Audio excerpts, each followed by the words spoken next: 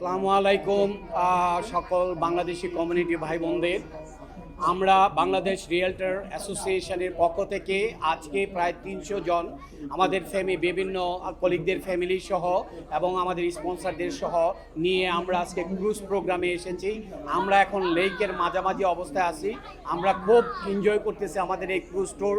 তবে আমরা দুঃখিত যে আজকে আমাদের সমস্ত বন্ধুদের সমস্ত কলিগদের আনতে পারিনি জায়গার সংকুলনের জন্য।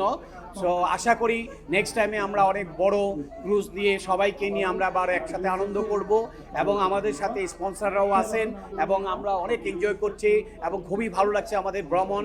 ভবিষ্যতে আমাদের ভ্রমণ ভালো হবে এবং আপনারা বাংলাদেশি কমিউনিটির ভাই বোনদেরকে অনুরোধ করব সবাই আমাদের জন্য দোয়া করেন যেন আমরা ভবিষ্যতে আমাদের